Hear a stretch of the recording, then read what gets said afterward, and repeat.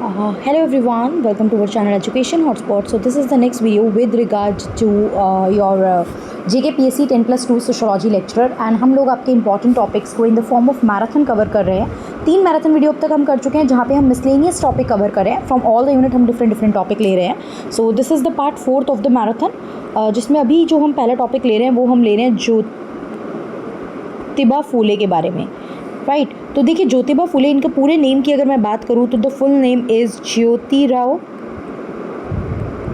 गोविंदराव फूले। अब इनका और इनकी वाइफ दोनों का एक इम्पॉर्टेंट कंट्रीब्यूशन रहा है। ये दोनों एक इम्पॉर्टेंट सोशल रिफॉर्मर रहे हैं। Savitri by Phule is the name of her wife, right. ये क्या कर रहे थे, ये कास्ट सिस्टम को चैलेंज कर रहे थे। एजुकेशन की बात कर रहे थे कि एजुकेशन सब तक पहुंचनी चाहिए। जो मार्जिनलाइज कम्युनिटीज़ हैं, जिसमें कि स्पेशली जो वुमेन हैं, उन तक भी एजुकेशन जो है वो पहुंचनी चाहिए, राइट। सो इनके बारे में हम लोग देख लेते हैं। सबसे पहले तो इन्होंने जो फोकस किया था ज्योतिबा फुले के ने जो वो करा था एजुकेशन फॉर ऑल के बारे में। एजुकेशन सबको मिलनी चाहिए, मतलब जो marginalise section of the society हैं, वुमेन्स हो गए, बैकवर्ड कास्ट हो गई, लोअर कास्ट हो गई, और स्पेशली लोअर कास्ट की जो वुमेन हो गई उन तक भी एजुकेशन पहुंचनी चाहिए। Because at that time women were not allowed to go to school. And इनकी वाइफ ने तो बहुत ज़्यादा स्ट्रगल, क्योंकि देखिए शादी के बाद इन्होंने अपनी वाइफ को पढ़ाई कराई है and being from the backward caste, तो इनको खुद को वो प्रॉब्लम झेलने पड़े। That's why they came in the front कि हम बाकी लोगों को भी ये एजुकेशन का जो राइट है वो प्रोवाइड कराने के लिए एफर्ट करेंगे। और इनको हाईली क्रिटिसाइज़ किया गया था। इन्होंने वो प्रताड़नाएँ जो हैं वो खुद सेल्फ झेली भी हैं। लेकिन येस, जब आपका जज्बा बहुत ज़्यादा स्ट्रॉन्ग हो तो आप जो है वो चीज़ अचीव कर लेते हो जो आप पाना चाहते हो। एंड समाज के लिए जो ये करना चाहते थे वो एक कमेंडेबल जॉब इन्होंने करी है, जिस वजह से आज आप और हम इन्हें पढ़ रहे हैं यहाँ पे, राइट। देखिए, तो इनकी जो वाइफ थी सावित्री बाई फुले ने, उन्होंने first school for girls in Pune open किया। फर्स्ट स्कूल फॉर गर्ल उन्होंने ओपन करा था इन 1848। अच्छा, कहाँ ओपन करा ये भी पूछ सकता है। पुणे में करा था। किसने करा था? सावित्री बाई फुले ने करा था। ये एजुकेशन, मैंने बताया एजुकेशन की बात कर रहे थे। प्लस इन्होंने बहुत सारे एंटी कास्ट मूवमेंट भी स्टार्ट करे। उस समय पे आपको पता है कास्ट सिस्टम बहुत ज़्यादा प्रिवेलेंट था। ब्राह्मण्स जो थे वो कास्ट में टॉप पे आते हैं। तो ये जो इन्होंने अपोज किया, जो ब्राह्मणिकल डोमिनेंस थी, अनटचेबिलिटी थी, उसको ये अपोज कर रहे थे। वर्ना सिस्टम को रिजेक्ट कर रहे थे। सोशल इक्वालिटी की बात कर रहे थे। प्लस इन्होंने फॉर्म करा था सत्य शोधक समाज। सत्य शोधक समाज, इंग्लिश में अगर हम लोग लिखें तो समटाइम लिखा आ सकता है truth seeking society. Truth seeking society, right. सत्य शोधक समाज, ट्रुथ सीकिंग सोसाइटी कब फाउंड आउट की? 1873 में। तो 1873 में ही फाउंडेड आउट द सत्य शोधक समाज, जो बात कर रहा था कि हमें लिबरेट कराना है ओप्रेस्ड कास्ट को। जो कास्ट बेस्ड डिस्क्रिमिनेशन हो रही है ना, उससे फ्रीडम दिलानी है हमें ओप्रेस्ड कास्ट को। वो पूछ सकता है कि सत्य शोधक समाज का मेन एम क्या था। So the main aim was to reduce the caste based discrimination and liberate the oppressed caste people, right. So ये एक मेन चीज़ थी जो इनके बारे में हमें याद रखना है। वुमेन एम्पावरमेंट की बात ये कर रहे थे। इनकी वाइफ जो थी वो वुमेन एजुकेशन एंड रिफॉर्म का फेस बनी। अब इनकी कुछ बुक्स भी देख लेते हैं, राइट। इनका नाम हमारे सिलेबस में है तो इनकी कुछ बुक्स भी हम लोग देख लेते हैं। तो कुछ इंपॉर्टेंट चीज़ें हम देख लेते हैं। इनके मेजर वर्क में एक नाम है गुलामगिरी स्लेवरी, गुलामगिरी कास्ट ऑपरेशन के बारे में ये बुक बात कर रही थी। 1873 में पब्लिश हुई। पूछ सकता है गुलामगिरी बुक के ऑथर कौन थे। फिर तृतीय रत्ना ब्राह्मणाचे कसाब। ये क्या है? देखिए ये ना एक ऐसी प्रॉपर बुक नहीं है, ये प्लेज और एस्से है जो अटैक कर रहा था कास्ट बेस्ड एक्सप्लॉयटेशन को। तो तृतीय रत्ना, गुलामगिरी, इस तरीके के कोई भी वर्ड आप देखोगे तो आप किसका नाम लिखोगे? ज्योतिबा फुले का। इनको father of Indian social revolution भी किया जाता है। ये इन्होंने आगे बी.आर. अम्बेडकर जैसे लोगों को भी इंस्पायर किया। बी.आर. अम्बेडकर भी कास्ट बेस्ड डिस्क्रिमिनेशन के अगेंस्ट लड़ रहे थे, तो he was like inspired by Jyotiba Phule. Clear? चलिए, अब इतना ही इंपॉर्टेंट है इनके बारे में। बाकी मैं नेक्स्ट टॉपिक पे बताती हूँ। अगेन मैं बता रही हूँ ये एग्ज़ाम सब्जेक्टिव नहीं है, इसलिए मैं आपको बहुत इन डेप्थ जाके चीज़ें नहीं समझा रही हूँ। मैं आपको ऊपर से बता रही हूँ बिकॉज एक तो टाइम कम है फर्स्टली, दूसरा एग्ज़ाम MCQ बेस है तो हमें फैक्ट्स पता होने चाहिए और छोटे मोटे कंसेप्ट हमारे माइंड में होने चाहिए। तो अगर मैं पंचायती राज की बात करूँ तो पंचायती राज हमारे सिलेबस में है। पंचायती राज जो है वो मेक श्योर करता है कि ग्रास रूट लेवल तक डेमोक्रेसी जाए, राइट। ग्रास रूट लेवल तक डेमोक्रेसी जाए मतलब till the lowest level democracy हो। इसको हम कहते हैं डिसेंट्रलाइजेशन ऑफ पावर हो।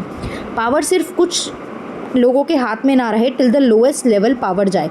जैसे कि we have central government, we have state government, तो विलेज लेवल के लिए भी हमारे पास अलग से लोकल बॉडीज़ होनी चाहिए। लोकल बॉडीज़ में 2 चीज़ें जाती हैं, that is panchayat and municipalities.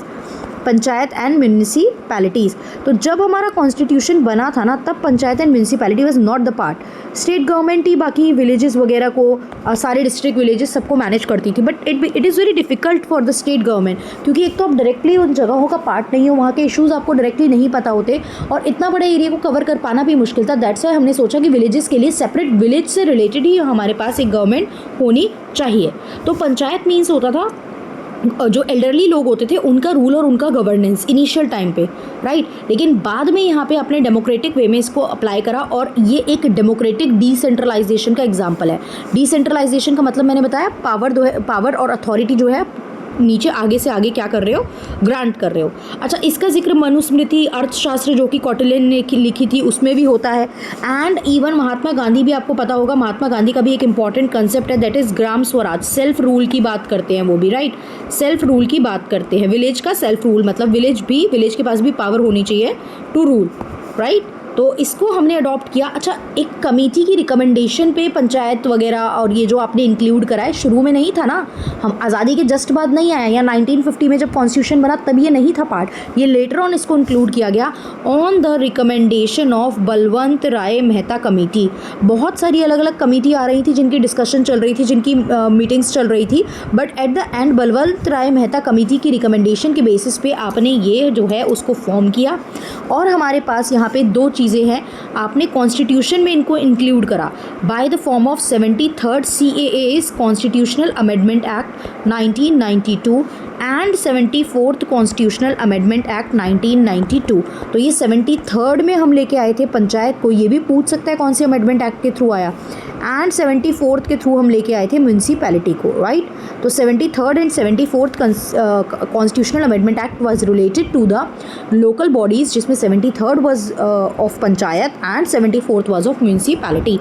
अब ये वाला जो आप देख रहे हो 73rd constitutional amendment act, it came into force on 24th April 1993। मैं मान के चल रही हूँ आप मेरी बातें सुन के इनको कहीं पे लिख रहे हैं, रफ हैंड से अपने पास लिख रहे हैं, या सुन के दोबारा से अपने आप को रिपीट कर करके ये चीज़ें अभी के अभी आप लोग याद कर रहे हैं। तो 24 अप्रैल 1993 और 24 अप्रैल 1993 को हम सेलिब्रेट करते हैं क्या, नेशनल पंचायती राज डे, ठीक है।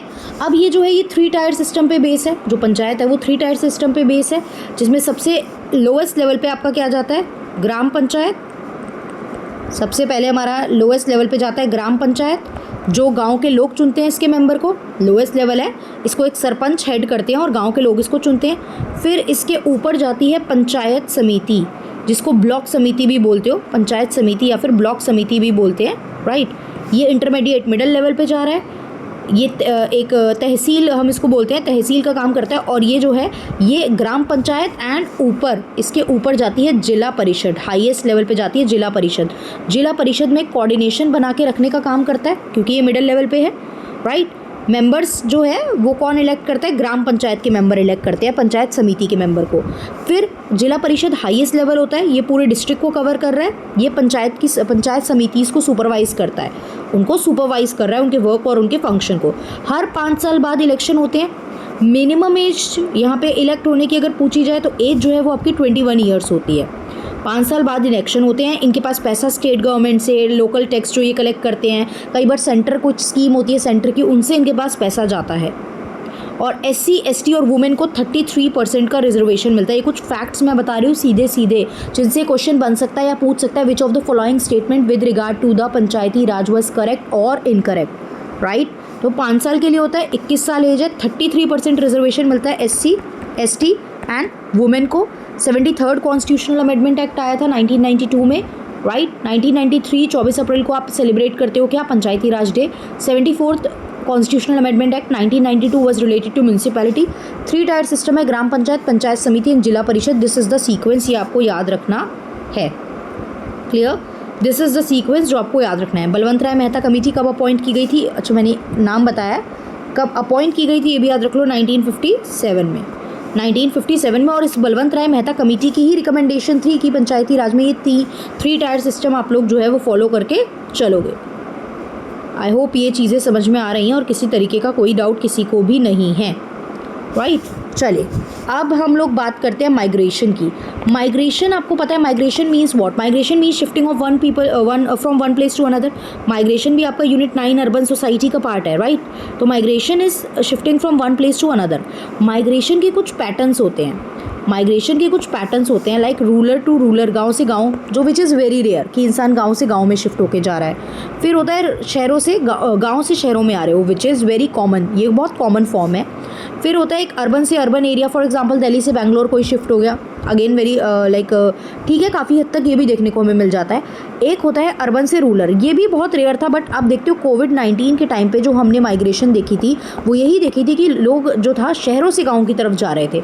तो ये पैटर्न या ट्रेंड्स आप बोल सकते हो माइग्रेशन के होते हैं। अब माइग्रेशन के जो कारण होते हैं, why do people migrate from one place to another, इसको हम दो पार्ट में कैटेगराइज करते हैं। एक होता है पुश फैक्टर्स और एक होता है पुल फैक्टर्स। देखिए, पुश मतलब होता है धक्का देना, पुल मतलब होता है किसी को खींचना, राइट।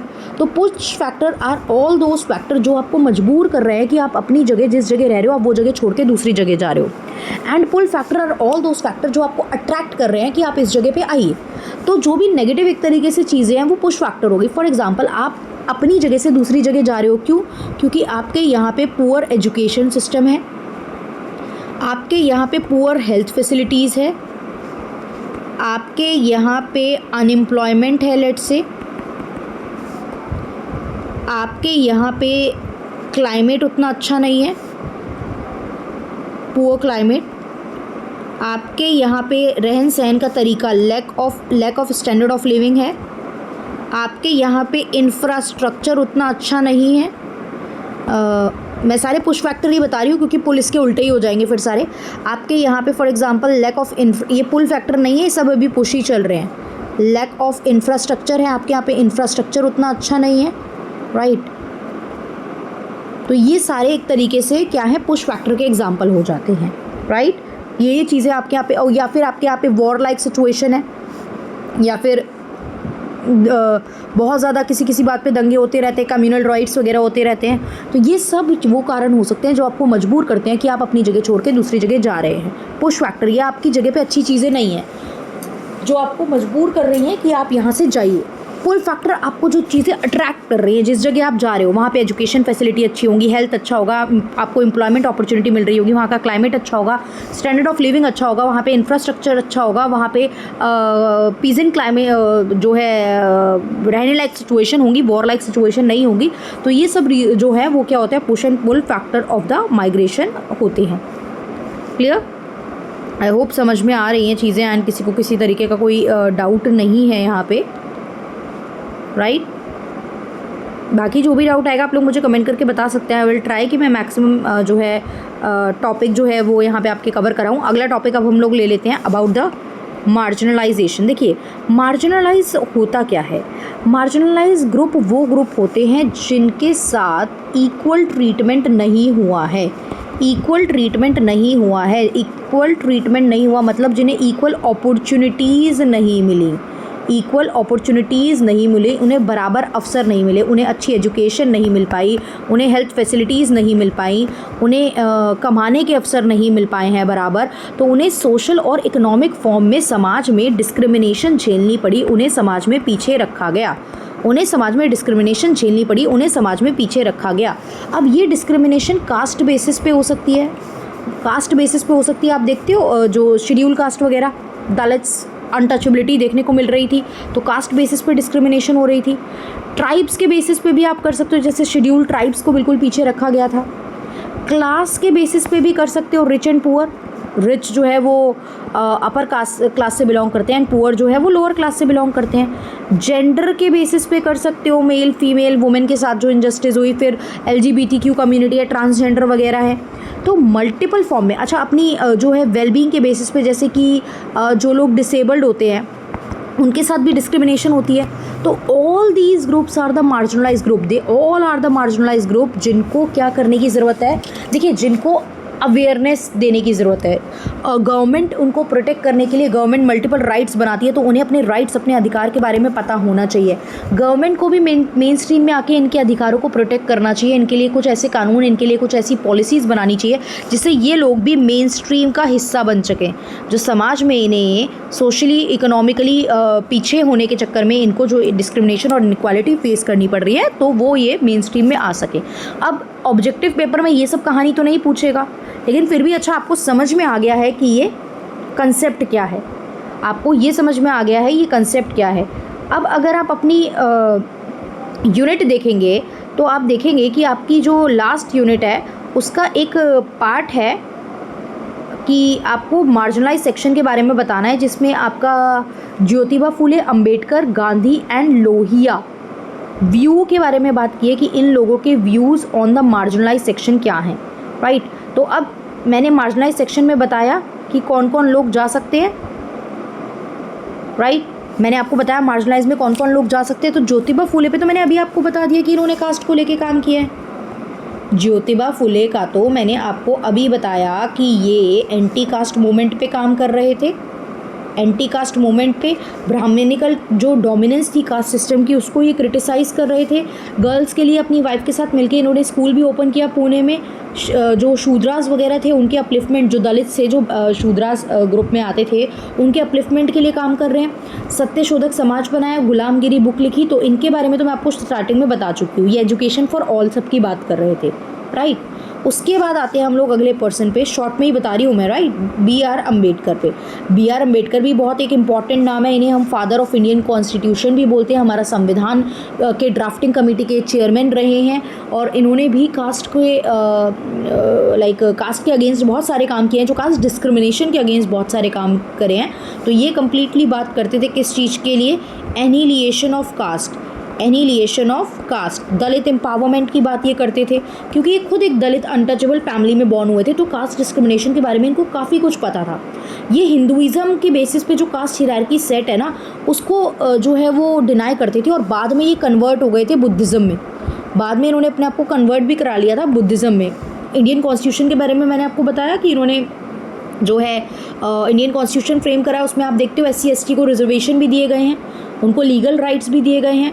तो ये सोशल, इकोनॉमिक, पॉलिटिकल हर फॉर्म में इक्वालिटी की बात कर रहे थे, राइट, कि आपको जो है एक्वर्ड कास्ट को लीगल स्टेटस देना चाहिए, राइट, उनको लीगल स्टेटस देना चाहिए सो दैट उनके साथ डिस्क्रिमिनेशन ना हो सके। तो इनकी एक फेमस स्पीच भी थी, that is annihilation of caste, annihilation of caste. इन्होंने देखा कि कास्ट सिस्टम जो है वो बहुत रिजिड है, इसीलिए इसको कम्प्लीटली डिस्ट्रॉय करना चाहिए। इन्होंने मनुस्मृति को भी जलाया था। ही बस मतलब ये बिल्कुल क्रिटिसाइज़ करते थे मनुस्मृति को, बिकॉज मनुस्मृति में लिखा हुआ है, मनुस्मृति में आपके जो है क्या है, मनुस्मृति में मेंशन है कास्ट बेस हियरार्की और उसको सही जताया गया है। तो he was against that ideology, इसलिए उन्होंने मनुस्मृति को भी जलाया था। अच्छा, अब आप लोग एक काम कर सकते हैं, चैनल पे ऑलरेडी ना B.R. अम्बेडकर पे वीडियो है, तो व्हाट यू कैन डू, आप टाइप कीजिए B.R. Ambedkar education hotspot. तो B.R. अम्बेडकर के बारे में मैंने डिटेल में बताया है वहाँ पर, आप उस वीडियो को देख लीजिए, चाहे तो उसकी स्पीड बढ़ा के आप उस वीडियो को देख लीजिएगा, राइट। तो अम्बेडकर वहाँ पे आप पूरा डिटेल में इनके और भी कंसेप्ट कवर कर लेंगे। फिर आते हैं अगले व्यक्ति पिक्चर में, दैट इज़ राम मनोहर लोहिया। राम मनोहर लोहिया जो है वो इन्होंने गांधीयन एथिक्स को मिक्स करा, गांधी जी के फ़िलॉसफी को मिक्स करा सोशलिज़म के कंसेप्ट से, राइट। ये सोशलिज़म के एडवोकेसी करते थे। सोशलिज़म मतलब गवर्नमेंट के हाथ में पावर रहेगी, गवर्नमेंट वेलफेयर के लिए काम करेगी, राइट। ये कास्ट डिस्क्रिमिनेशन को अपोज करते थे बिल्कुल। अपर कास्ट जो पूरी तरीके से डोमिनेट कर रही है हर चीज़ को, पॉलिटिक्स को, ब्यूरोक्रेसी को, कानून अपने हिसाब से चला रही है, उसके अगेंस्ट थे, राइट। इन्होंने यहाँ पे बात करा था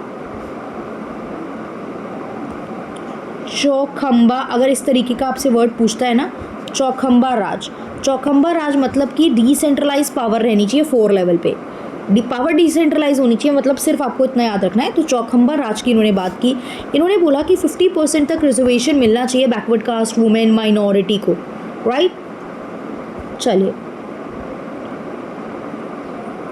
अच्छा, मंडल कमीशन जब पहली बार आया तो मंडल कमीशन को भी इन्होंने सपोर्ट किया था, ध्यान रखना है। मंडल कमीशन को भी इन्होंने यहाँ पे, मंडल कमीशन कह रही हूँ, मंडल मूवमेंट जो था, राइट। मंडल कमीशन जो बाद में आया, मंडल कमीशन के टाइम पे ये नहीं थे, ये ध्यान रखना, he was not there during the Mandal commission, confuse नहीं होना है। मंडल कमीशन जो बीपी मंडल के अंडर आया, जो ओबीसी के रिजर्वेशन की बात करता था, ये वो मंडल कमीशन नहीं कह रही हूँ मैं उसके पार्ट थे, बट मंडल कमीशन की जो आइडियोलॉजी थी, जो विचारधारा थी कि there are other backward caste also, बहुत सारी अभी भी और भी बैकवर्ड कास्ट है जो बाद में मंडल कमीशन के थ्रू रिजर्वेशन क्लेम किया गया, उस आइडियोलॉजी को ये सपोर्ट करते हुए हमें अपने टाइम पे दिखे थे। फिर आते हैं महात्मा गांधी, इनके बारे में बहुत सारे फैक्ट आपको पता है, अगेन डिटेल में जानना है तो महात्मा गांधी एजुकेशन हॉटस्पॉट डालना, you will get to know the detail concept. अब आपको पता है बैकवर्ड कास्ट के लिए ये भी काम कर रहे थे, इन्होंने बैकवर्ड कास्ट को एक नाम दिया हरिजन, उनके लिए जो डेरोगेटरी वर्ड यूज़ होते थे तो इसके लिए उन्होंने आउट ऑफ रिस्पेक्ट उनको दिया हरिजन। हरिजन मतलब यहाँ पे है children of God, children of God, right. तो अनटचेबल को इन्होंने हरिजन बोला। इन्होंने अभी मॉरल एंड स्पिरिचुअल अपलिफ्टमेंट की बात की थी, राइट, हिंदुइज्म पे रिफॉर्म करने की बात करी थी, तो वो विद इन मतलब आपके within the caste system ही यहाँ पे स्टार्ट होना चाहिए। अच्छा, इन्होंने ना वर्ना सिस्टम को रिजेक्ट या क्रिटिसाइज नहीं करा था, he was in favour of varna system, because वो कहते थे कि जो कास्ट बेसिस पे आप डिस्क्रिमिनेशन कर रहे हो वो गलत है, लेकिन जो वर्ना सिस्टम है, जो पुराना मेंशन है हमारे वेदास में, वो तो ऑक्यूपेशन बेस्ड सिस्टम था कि जो जो काम करेगा वो उस ग्रुप्स का पर्सन बन जाएगा, तो वो सिस्टम गलत नहीं है, ये उस सिस्टम को एडवोकेट करते थे, ये उस सिस्टम के फेवर में थे, बट या कास्ट बेस्ड डिस्क्रिमिनेशन के फेवर में ये नहीं थे, राइट। तो ये चीज़ आपको ध्यान रखनी है। अच्छा, इन्होंने बेसिक एजुकेशन पे भी बात की थी सबके लिए, सैनिटेशन पे ये काम कर ही रहे थे, सैनिटेशन वगैरह पे ये काम कर ही रहे थे। अब मैं महात्मा गांधी के सारे रिफॉर्म नहीं बता रही हूँ आपको, चंपारण, खेड़ा सत्याग्रह, दिस एंड दैट, यहाँ पे सिर्फ पूछा है कि मार्जिनलाइज लोगों के लिए क्या कर रहे थे, तो मार्जिनलाइज होते क्या हैं ये मैंने आपको बता दिया, मार्जिनलाइज होते क्या हैं ये मैंने आपको बता दिया है, राइट। अब इसमें एक चीज़ और है कि आपका जो संविधान बना वो मार्जिनलाइज लोगों के लिए क्या बात करता है, तो देखिए वो बहुत मतलब अगर सबसे पहले देखा जाए तो वो तो फंडामेंटल राइट्स भी बात करता है, इक्वालिटी की।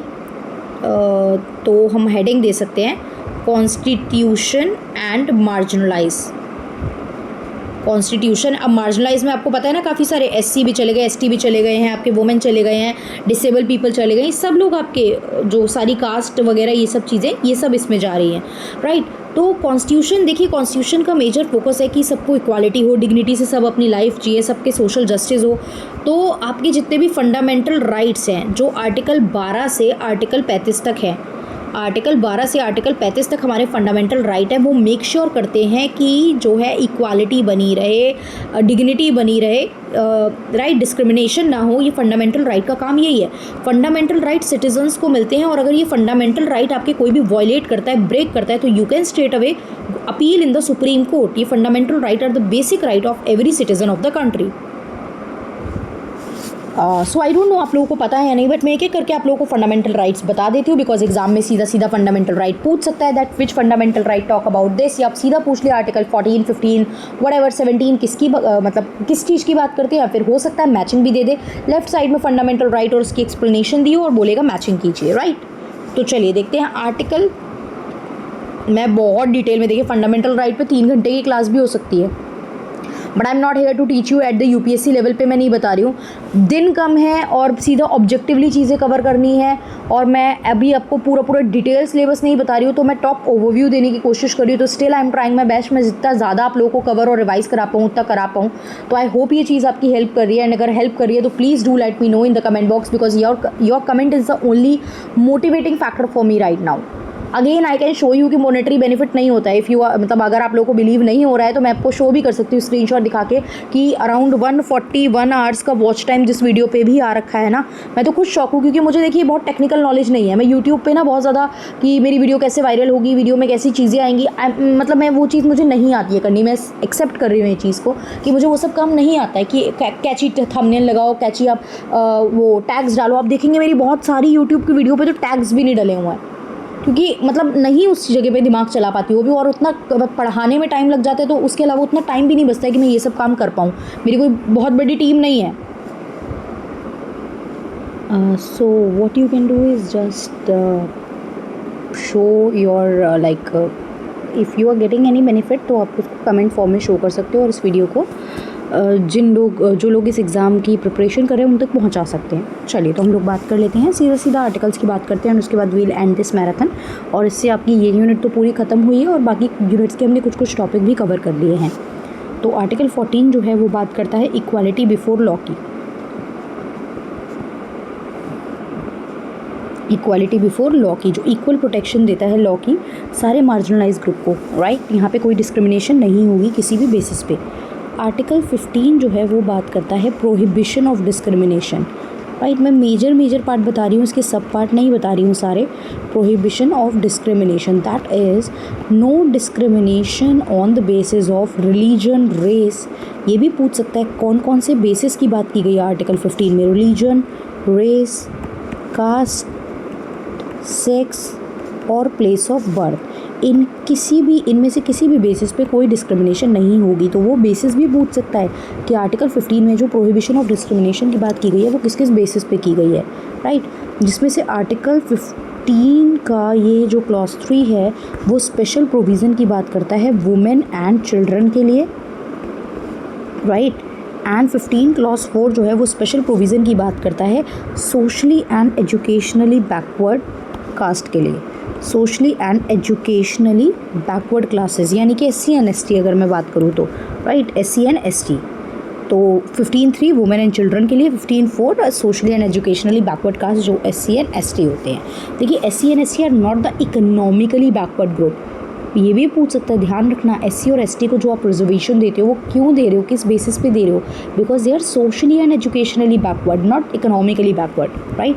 देन आर्टिकल 16 जो है वो बात करता है equality of opportunity, equality of opportunity in public,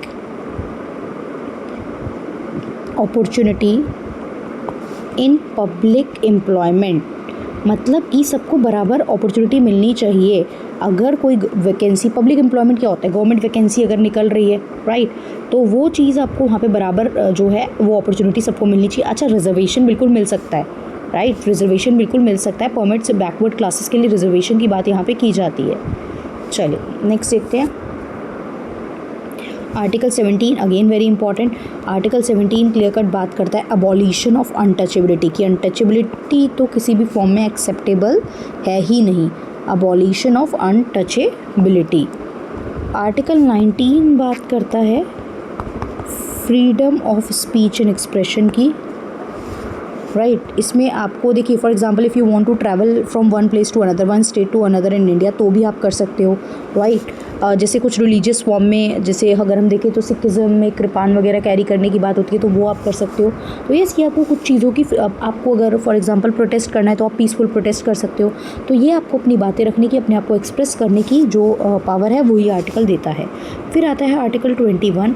article 21 बात करता है right to life and personal liberty. बहुत ही ब्रॉड आर्टिकल है, मैंने पिछली उसमें भी आपको इसका बारे में बताया था, पिछले मैराथन में भी इसके बारे में बताया था। तो right to life and personal liberty, जिसमें right to life include multiple right to sleep भी जा रहा है इसमें आपका।